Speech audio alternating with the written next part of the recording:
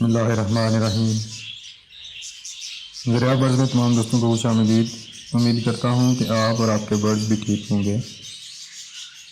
Viewers, आज की हमारी वीडियो का टॉपिक है कि हमें कैसे पता चलेगा कि हमारे ऑस्ट्रेलियन पैरट्स की फ़ीमेल अंडों पर आ गई है या नहीं, यानी कि फ़ीमेल ब्रीडिंग मोड में है या नहीं। वीडियो पर जाने से पहले आपसे एक रिक्वेस्ट है कि हमारे चैनल को सब्सक्राइब कर लें और बेल आइकन को भी प्रेस कर दें ताकि आने वाली नई वीडियोस का नोटिफिकेशन आपको मिल सके। तो व्यूअर्स, कुछ बातें हैं जिनसे आपको अंदाज़ा हो सकता है या आप आसानी से अंदाज़ा लगा लेंगे कि फ़ीमेल ब्रीड पर है या नहीं। मतलब ये हुआ कि ऑस्ट्रेलियन पैरट्स की फ़ीमेल अंडे देने वाली है, ब्रीडिंग मोड में है या नहीं है। तो सबसे पहली बात यह है कि आपके पैरट्स में मेल और फीमेल का पेयर बनेगा। अगर पेयर बन चुका है तो समझ लें कि अब फीमेल जल्द ही ब्रीड पर आ जाएगी, यानी कि एग लेइंग स्टार्ट कर देगी। अब पेयर बन चुका है या नहीं, इसका कैसे पता चलेगा, तो वो भी मैं आपको बता देता हूँ कि अगर मेल और फीमेल आपस में एक दूसरे का सर खुजा रहे हैं, दाना या फीड वगैरह एक्सचेंज कर रहे हैं और आपस में एक दूसरे के साथ लड़ाई नहीं कर रहे, तो समझ लें कि इनका पेयर लग गया है। मतलब ये हुआ कि उनका पेयर बन चुका है। तो जब पेयर बन चुका है तो इंशाल्लाह जल्द ही फिर वो ब्रीड भी कर देंगे। दूसरी बात यह कि फ़ीमेल मटकी या बॉक्स की सिलेक्शन करेगी। अगर तो कॉलोनी है तो फिर तो वो कभी एक मटकी और कभी दूसरी मटकी की जांच करेगी और ये काम करने में मेल उसकी मुकम्मल हेल्प करेगा। और अगर आपका केज बाय केज वाला सेटअप है या फिर एक ही पेज रखा हुआ है और उसको केज में आपने रखा हुआ है, तो फीमेल को आपने जो मटकी प्रोवाइड की होगी, फीमेल उसे चेक करेगी। पहले मटकी को बाहर से देखेगी, फिर मटकी के अंदर जाने वाले रास्ते से जानकर अंदर देखेगी। जांच पड़ताल करने के बाद फिर वो मटकी के अंदर जाएगी और थोड़ी देर में ही बाहर आ जाएगी।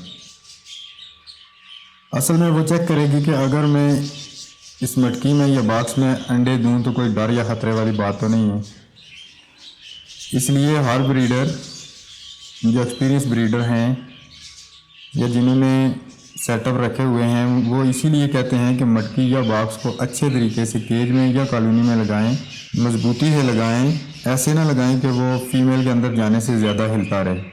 ऐसे में फ़ीमेल डरती रहेगी और उसको अंडे देने में बहुत ज़्यादा देर लग सकती है और ये भी हो सकता है कि वो डर की वजह से फिर मटकी में जाना ही छोड़ दे और आपके ऑस्ट्रेलियन फीमेल की ब्रीड लेट हो जाए। इसके बाद तीसरी बात कि मटकी की सिलेक्शन के बाद फीमेल उसमें आना जाना शुरू कर देगी और थोड़ा थोड़ा वक्त मटकी में स्टे करेगी और किसी दूसरी फीमेल को उस मटकी में जाने से रोकेगी। अगर तो कॉलोनी है तो उसमें जब फीमेल एक मटकी को सिलेक्ट कर लेगी तो फिर दूसरी फीमेल को उस मटकी में जाने से रोकेगी और ये काम 2 दिन से लेकर हफ्ते तक चलता रहेगा। और इसी वजह से जब फीमेल मटकी की सिलेक्शन करती हैं तो इसी वजह से अक्सर कॉलोनी में फीमेल्स में आपस में लड़ाई भी होती है। तो इसीलिए कहा जाता है या इसीलिए ये रिकमेंड किया जाता है कि जब भी आप कॉलोनी लगाएं तो उसमें आप जितने भी पेयर रखते हैं उन पेयर से मटकी की तादाद हमेशा या बॉक्सेस की तादाद हमेशा ज़्यादा होनी चाहिए। मतलब फ़र्ज़ करें अगर आपके पास 15 पेयर हैं तो आप उसमें मटकियां कम से कम या बॉक्सेस कम से कम 20-22 लाजमी लगाएं।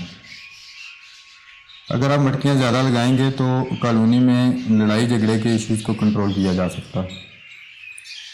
इसके बाद फाइनल और आखिरी बात के जब मटकी की सिलेक्शन हो जाएगी उसके बाद मेल और फीमेल क्रॉस करेंगे, इनकी मेटिंग होगी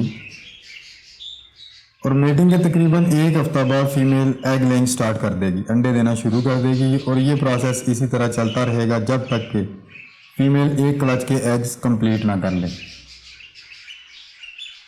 उम्मीद करता हूँ आपको आज की इन बातों से इस चीज़ का बखूबी अंदाज़ा हो गया होगा और आप ये पता चला सकेंगे कि फ़ीमेल अंडों पर है कि नहीं।